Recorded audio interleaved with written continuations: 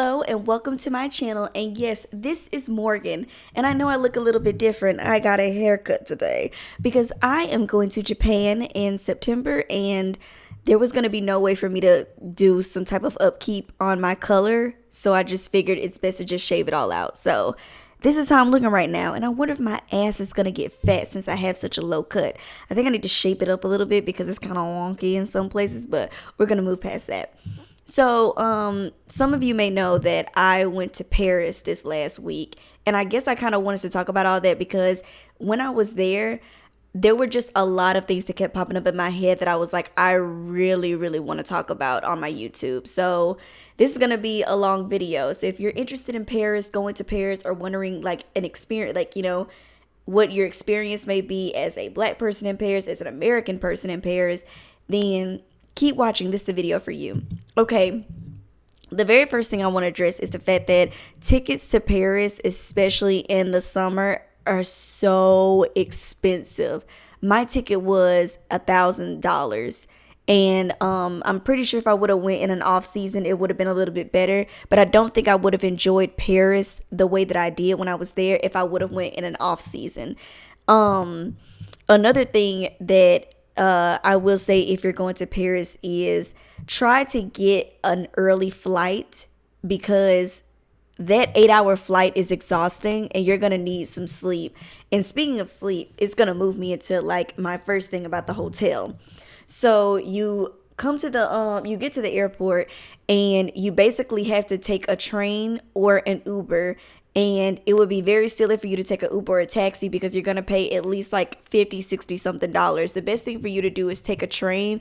To be honest, when you go to Paris, it's a walkable city and they have really good public transportation. So I really advise you taking the train, which I know you may think, oh, of course I'm not going to take the train because that's how I was. I'm an anti-train type of person.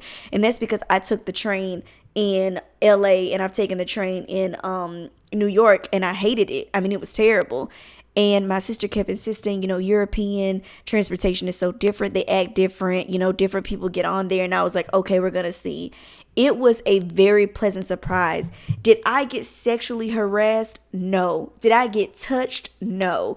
Everybody was so busy in their own world, minding their own business, doing their own shit, that they didn't give a fuck about what was going on with me. All they wanted is for you to move out the way to make some room if it was cramped on the train at the time. But if you feel like something will happen to you on a train in Paris, do not. The only thing you need to make sure of is that you keep your purse kind of like close to you just in case somebody gets on the train and they're a pickpocketer. I didn't experience any pickpocketers or anybody even slightly reaching for my purse, but it's better to be safe than sorry. But I will say that like using the train was a very pleasant surprise. I enjoyed my time on the train. Like the only downside of it was people were musty. But I'll get to that later on. But anyway, you get to the airport, you have to take the train to wherever your hotel is. I 100% advise you to book a hotel room with a chain, with a hotel chain. Like, I'm not saying like book with just like the most ratchet ass, hotel out there, but there was like a Holiday Inn that was diagonal from my hotel. I should have booked with them. Because number one, maybe you'll have rags and towels.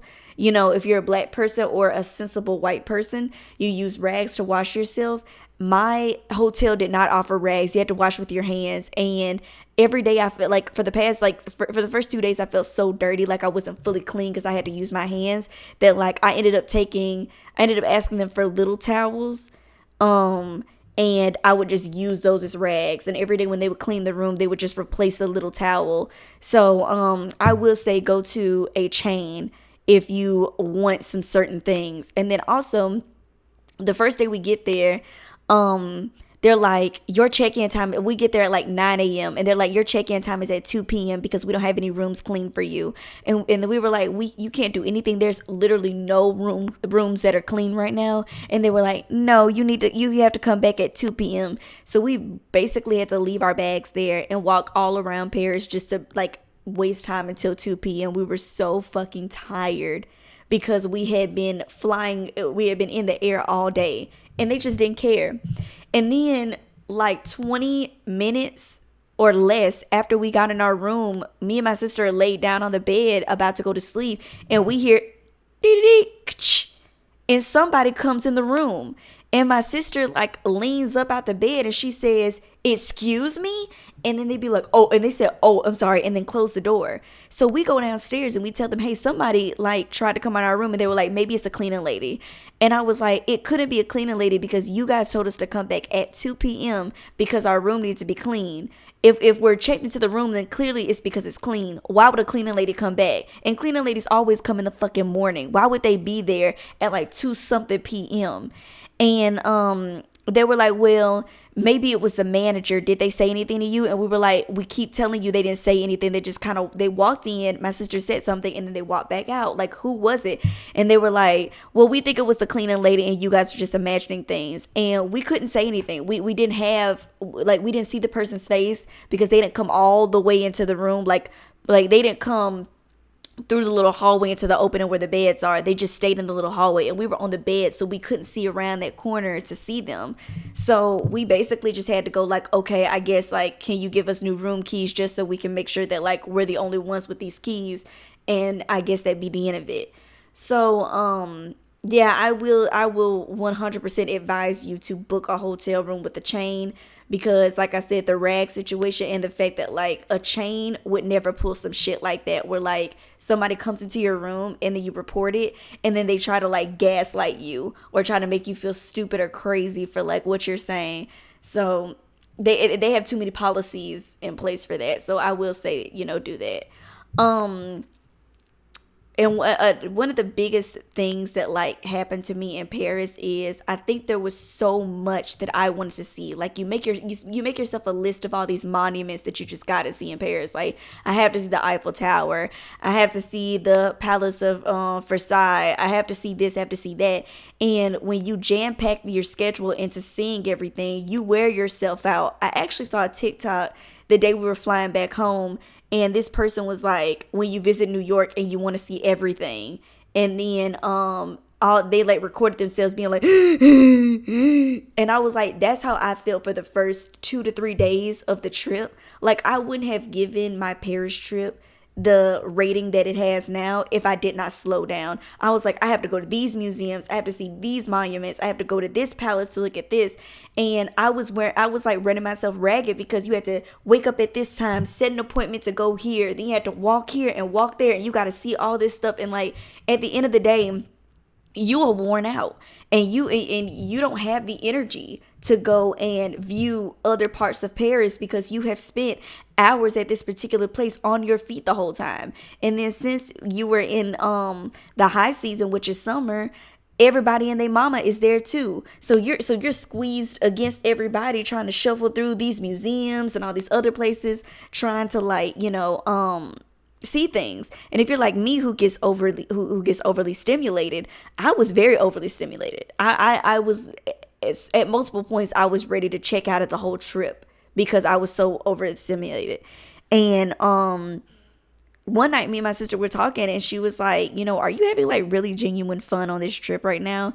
And I was like, "Well, so far not really. Like I'm worn out all the fucking time."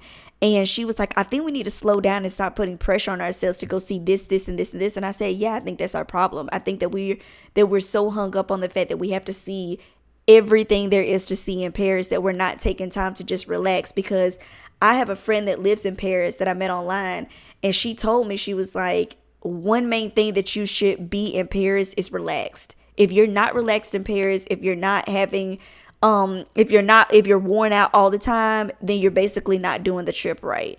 And I think I kind of lost that in the first 2 to 3 days.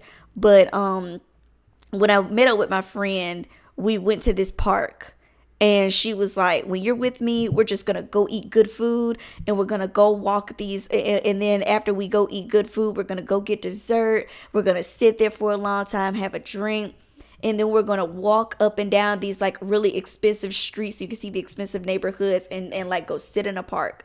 It was a very lovely experience. I've never had Korean food before. I had Korean food at the best place in the world that I've ever eaten at. It was I ate there like 3 times after that first time. After that, we went and got these like loaded pancakes that were really, really good. And I had like a matcha green tea with it. Then we walked up and down these like really expensive neighborhoods that had all these shops and everything. And then it started to rain, so we had to run inside this church that was like really grand and big and beautiful. And they were actually in the middle of a service, and so like we had to shield from the rain by attending this church service. And then there was an explosion in the subway. I wasn't in there, but I heard about it. And there was a fight in the middle of the street. I wasn't worn out that day. It was just a very exciting day because there were like different things that were happening around Paris. But like, if you were so like hung up on the fact that you had to go see this certain monument and walk all the way up it and all this other shit, then you would have missed that. So I will say that if you are planning to go to Paris at some point in your life, do not, and I repeat, do not put pressure on yourself to see this stuff. Even seeing the Eiffel Tower was so underwhelming. It was such like, people were like, I think people just like the fact that they could take a picture or a video in front of it just because that's like the biggest staple to show that you're in Paris. But making your way over there and spending a ton of time over there is a waste of fucking time. It was just this grand big metal thing, and it doesn't even go well with the rest of Paris. The rest of Paris has this certain architecture to it that just doesn't even go with the Eiffel Tower. And if you talk to some French people, they even tell you that they even think it's ugly. So it's kind of like, you know what I mean? Like don't put pressure on yourself to like go to these places.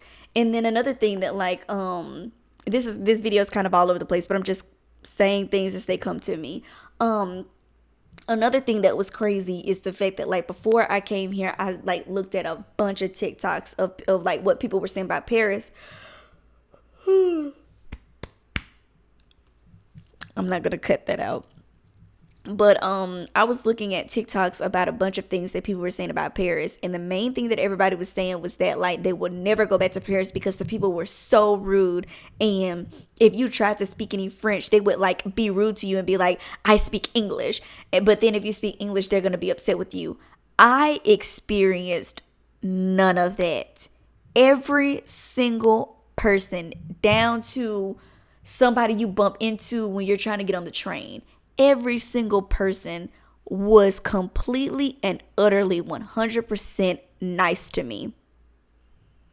And it's funny because people in Paris, and I found this out when I was there, people in Paris speak like 2 to 3 languages.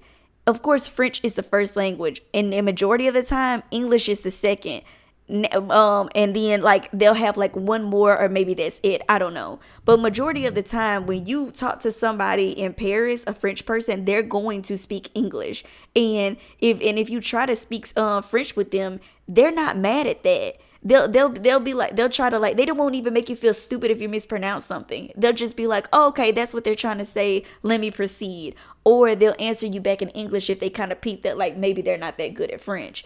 But as long as you go up and the first thing you say is like bonjour, and then you like, and then you can say bonjour, and they be like bonjour, and then you say, do you speak English? And 99.9% of the time they're gonna say yes, I do, and then you proceed in English. And then when you're done, you can either say thank you in English, which they understand, or really what they prefer is if you say merci. Like, I'm probably not pronouncing this the best, but like merci is like thank you in French. So as long as you say hello and thank you in French, everything in between can be English, or it could all be English as long as you just ask them. Don't just start speaking in English. Be like bonjour, bonjour, and then say, do you speak English? And then like go at it.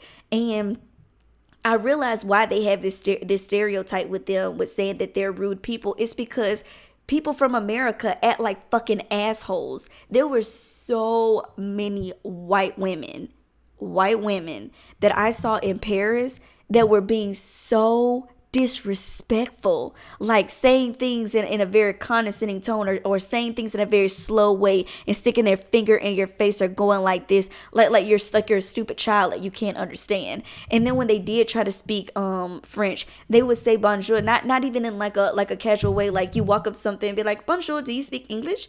They would be like, bonjour. Like, you know what I mean? And of course, that's fucking annoying.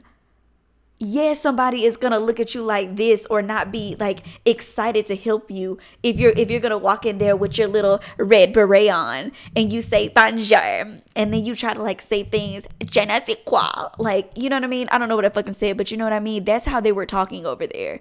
So the way is so if you see any TikToks and people are sitting there like, oh my god, French people are gonna be so rude to me if I go to Paris. You need to look at the source material. You need to look at who is making those videos, which are white people who go over there and act like fucking bitches. And the black people that go over there, because I saw one girl on TikTok, and it was a black girl who did a video saying that like French people was so rude to her. Girl, I don't know how you was fucking acting over there. You must have been with your little white friend group or something, because you had to have been acting up or acting a goddamn fool for them to be rude to you. Because there is no way that I went a week there and I was out and about multiple places every single day, all day long until 10 or 11 p.m. And it's when I would get back to the hotel. I was out all day long. And you telling me that like I went that whole week without experiencing nothing rude towards me? Y'all have to be acting a fucking fool. Y'all have to be. And I know they knew I wasn't French. I didn't carry myself like I was French because trust me, you know when you've been living in Paris, because when you walk with a purpose. You know where you going, you know where you gotta be, and you know what time you gotta be there. Me, I'm over here like Google Maps says 2 minutes from here. You know what I mean? So they knew that I was American. And did they treat me any different? Did they treat me like, were they assholes about it? No. So I don't know what they're doing. So yeah, just always greet with bonjour and then be like, do you speak English? And even if you could say, do you speak English and French, that would be good. But I don't know how to say it. So I would just say, bonjour, do you speak English? And they would be like, yes, of course. What do you need? That's it. And another thing, you're gonna be doing a lot of fucking walking since it's a walkable city, and taking an Uber is like just so completely expensive. You need to be prepared to walk. So all those little outfits that you would have playing with some heels, throw them out. Unless you're going from point A to point B and you're staying at point B for the entire day, you're not going to be walking up and down the streets anywhere else, then all of your outfits need to be planned around some cute tennis shoes. And speaking of outfits, don't wear a beret. Don't do it. You look stupid if you do. And if you really don't want the locals to talk about you behind your back, don't wear that. Because trust and believe, I was joking with the locals too. Just like they were eyeing you up and judging you with that little pink beret on, I was doing the same fucking thing. So cut that out. Another thing you need to realize about Paris is the fact that like they do not have any air conditioning. They don't. To find air conditioning is like to find gold, and you'll be lucky if there's any anywhere. So don't expect you to have some air conditioning. So if you buy one of those little fans or whatever that you can like, that comes with like even a spray, like where you can spray your face with some cold water and like fan your face, I would really, really advise you to get that. I wish I would have bought that, but I did not know that there was going to be such a lack of AC. And also, just like you come here and you normally get a glass of water with like ice in it, you will not be finding any ice in Europe. They will always serve you tap water unless you like buy some like official brand, and it's not gonna have any ice in it. But that's okay, because their tap water tastes like the nicest water here. And it's because my friend that lives there said that like the regulations around water is so much stricter than it is here. And so they serve you good fucking water. Get that tap water. Do never go to a restaurant and you see water on the menu and then order that and pay for it. Get that tap water. It tastes good as fuck and it's normally chilled anyways. You'll be fine. It's gonna hydrate you just fine. Another thing you're gonna need is a lot of money. I mean, there's so many things to try. You're going to realize that there's so much food to try, and it tastes so much better and fresher and just, it tastes so much better than it does here. And so once you start tasting like your first few things there, you're going to want to taste fucking everything. You're going to have so many things on your list to try because it tastes so good. Like chocolate, for instance. I saw so many TikToks before where people were like, oh yeah, chocolate in Europe tastes so good and like chocolate in America tastes like throw up. I did not know what they meant until I tasted it myself. And I am a huge chocolate lover. And when I was over there, the amount of times that I ate chocolate things was insane. But it was because it tasted so rich and so chocolatey and so fresh. Like when I got back here, I bought a Kit Kat just because I really wanted to try the chocolate here, because I had a Kit Kat from Paris from some convenience store that I went into, and then I bought a Kit Kat at Kroger, and I was like, I want to eat both of them to try it. When I tell you our chocolate tastes like chemical throw up compared to what they eat, it does. And being in Paris genuinely made me realize that like America's on their way to being a third world country. Like when I was in Paris when Roe v. Wade got overturned, the shit that they were saying about us was like, they were like, ugh, stupid Americans. Like, what the fuck? Why would they ever do that to women? Like, you know what I mean? Like, our chocolate is bad. Our pollution is bad. Our tap water is terrible. Like, our rights for women are like, have always been down the drain because, you know, Native American indigenous people have been telling you for decades that they're terrible, and then like that creeped from them to black women, and then we proceeded to tell you it was terrible, and then now it's affecting white women, and now it's like all of a sudden actually bad when it's always been terrible. Anyways, listen to Native Americans. Besides that, so being in Paris just made me realize how like everything that we fucking have here is like second rate. Well, not even second rate. It's like 10th, 5th rate. Like it's awful compared to them. I don't know. When I left Paris, I really wanted to go back because I feel like I started actually doing the trip right. Like I started just focusing on just being instead of like being a tourist. Instead of being a tourist, I just was like going around and just experiencing it. You know, the sun did not go down until around 10:30 p.m. at night. So you were still out at 9 p.m. and the sun is shining bright as hell. So you're out all day and it's just so much fun. A lot of walking, yes. Are your feet worn the fuck out at the end of the day and you're crashing on your bed? Yes. But were you out all day walking the streets of Paris, having a fun time? The streets smell like different pastries and shit that's going on. I maybe smelled the smell of poop and pee probably twice in the whole week I was there. That was another thing that was crazy to me. I saw a bunch of TikToks while I was there talking about Paris and people being like, I didn't know the city of Paris was like this. Like it's like there's trash places. And I'm sitting there like, have you ever been to LA? Have you ever been to New York? What did you think the city of Paris was going to be? It's a fucking city. Of course, there's going to be trash in other places. And to be honest, like not even to play, compared to the cities, the major cities that we have here, Paris looks clean as fuck. The trash is, you have to go into certain like alleys or certain like places like where like behind a restaurant or something to find the trash. It's not gonna be on the fucking street. There's a ton of trash cans everywhere, and yes, some of them like filled like are overfilled or whatever the word is. But like eventually somebody's gonna come pick that up. But that's the only thing. Like there's not trash all over the place. And I did see a rat on the street, but it was only because I took a back alley somewhere and there was the rat. But being out and about is not bad. You just have to watch out for the liquids that's on the ground because you don't know if it's water, you don't know if it's pee. Just like if you're walking around New York, you don't know if it's water, if it's pee. But you'll never see people being nasty. You'll never see like really bad, like really mentally ill people walking the streets and like having like some episodes sometimes. You'll never see any of that. So it's kind of weird when people were like saying that Paris was not what they thought city-wise. It's like, what is your standard for city? Because if it's New York, then you need to step your game up. What's another thing that I can think of?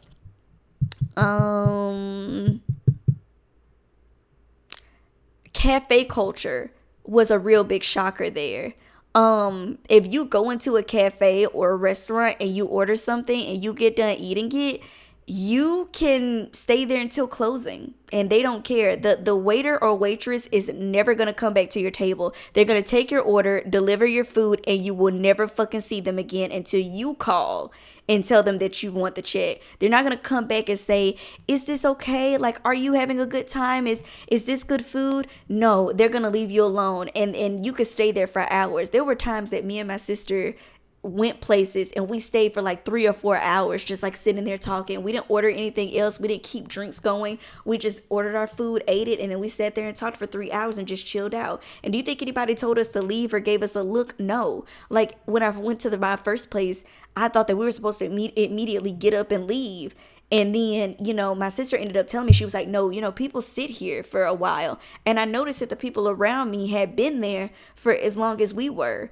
And those people stayed till closing. And that's when I realized that, like, wow, only in America are they like rushing you up out your dirty ass booth in Outback. But in Paris, when you go to a cafe, your ass can order a glass of wine and some bread and then sit there for 5 hours with that and nobody will tell you to go. So I feel like that was amazing. And another thing about restaurants and probably everywhere other than America is you can't send your food back. If you don't like your food, you can send it back and order something else, but you're also going to have to pay for the food that you sent back because they use better ingredients than us. So we can throw plates of shit away because our ingredients that we use are so terrible and so mediocre that it's like it's the company that runs the restaurant really losing money if they throw your plate away and get you new food. No, they're not. But in Paris, they're using better ingredients when they make your stuff. So to say like, "Oh, I don't want this, take it away, can I get something else?" Like I said, they'll bring you something else, but you're going to have to pay whatever you order. Once it hits your table, you have to pay for it, whether they take it away, whether you don't like it. The only time that I think that they will like take it off your bill is if you find like a hair or a bug in it. But do not go to Paris and order something and you're like, "I don't really like this," and then think that they're gonna like replace your food and not charge you. And don't go over there making a ruckus about it either, because at first I was a little taken aback, like, why are they keep trying to make me pay for this stuff? Because I ordered something that was just too spicy for me. And I sent it back and I asked them to bring me something else. And when I got my bill, I saw it and I was like, "What's going on?" And my friend was like, "Yeah, why wouldn't you pay for it?" And she had to explain to me about the ingredients and all that other stuff. And if I was an entitled white woman, I probably would have been like, "No, take it off. Like I didn't even eat it." But like as me who kind of understood, being like, yeah, like they go to some sort of market like every day to get all these fresh ingredients and you just threw all of that away that could have been used for other people. Like you gotta be aware. Another thing is that if you're a guy or girl, bring a purse that goes across you like this. Even a backpack is kind of risky because even though I didn't get even close to getting pickpocketed, there is always a chance that you may be, especially if you're a white person over there. You were targeted the most if you're a white person from America, because going to the Eiffel Tower, that's what my friend told me, that's where the main pickpocketers and solicitors are. And none of them talked to me. They saw me walking, even when I was speaking English, that they tap on me and say, "Miss, do you want to buy this?" Or, "Miss, hold on. They didn't do any of that. But the white folks that was behind me or beside me or in front of me or near me, ooh, they was stopping them like clockwork.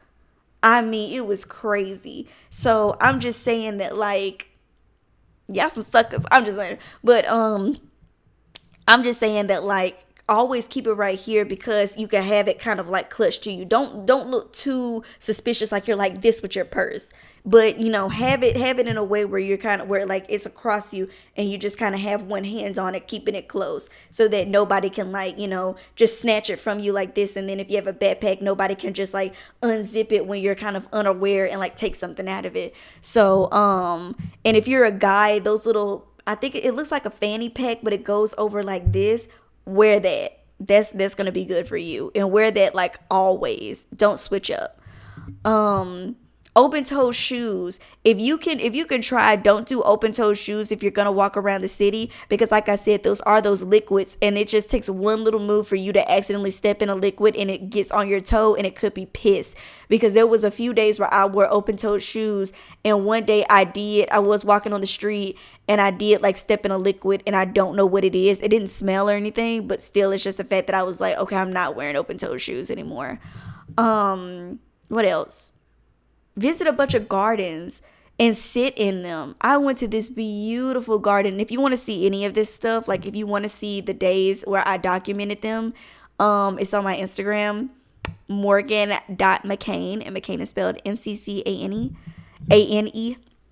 But anyways, I went to this beautiful garden. It was only $1 to get into, and I hung out there the entire day. Like I bought, me and my friend bought some sandwiches and chips and like drinks and some dessert, and we basically just had a picnic there. And we were surrounded by like complete and utter beauty. Like it was unreal. Like there were butterflies everywhere. It was like all these different types of roses. It was like this mansion all the way in the back. It was gorgeous.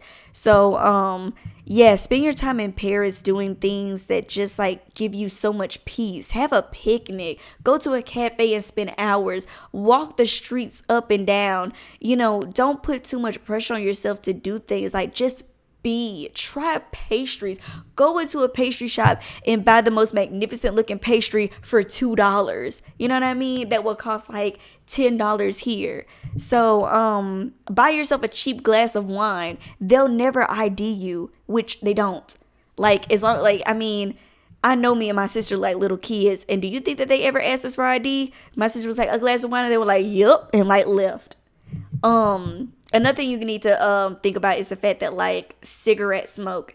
Everybody and their mama is probably smoking. Are you gonna smell it constantly? No, but like you're gonna smell it a lot. And it was making me sneeze my ass off because I'm not used to being around cigarette smoke. So really, really be prepared for cigarettes. If you're a person that have kids or younger siblings, do not take them with you. Take somebody with you that can pay for things. Taking kids to Paris is probably the dumbest thing I saw when I was there. Like, why the fuck would you do that? How are they going to have fun sitting at a cafe with a glass of wine for 3 hours talking about nonsense?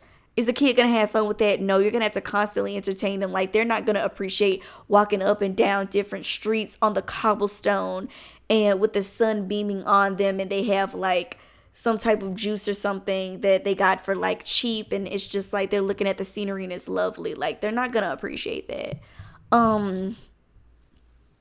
Another thing is pack deodorant, and if you can, pack a tiny thing of spray, because just like you're gonna smell a bunch of other people around you that's gonna be musty due to walking their ass off all day, you are going to be musty. You may not believe that you're gonna get musty, but there were times where I took a shower morning and night, and sometimes in the middle of the day.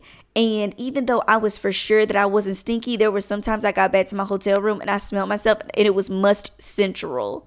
So please do that for yourself. So yeah, I would recommend Paris to anybody. I really want to go back. Actually, when I got a hold of like how to like actually have a trip in Paris, when I left, I was so sad.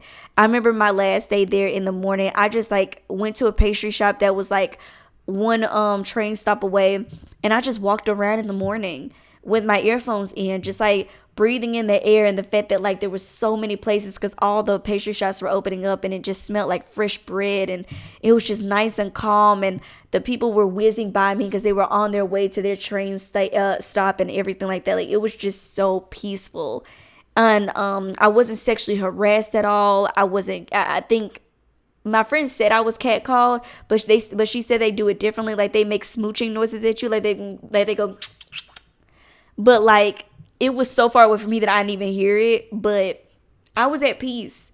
I didn't feel unsafe at any point. I didn't feel threatened at any point. As a black woman, I didn't. I recommend Paris to anybody. Just be polite, say bonjour, say merci, whatever. Ask them if they speak English. Like, be aware of cafe restaurant culture, and just have a peaceful time. So yeah, if you have any more questions about my time in Paris, comment them, but that's all I can give you right now. And yeah, hope you enjoyed this video. If you did, please leave a tip. I haven't gotten tips in a very long time and I'm broke. And yeah, so thanks for being here. Boy.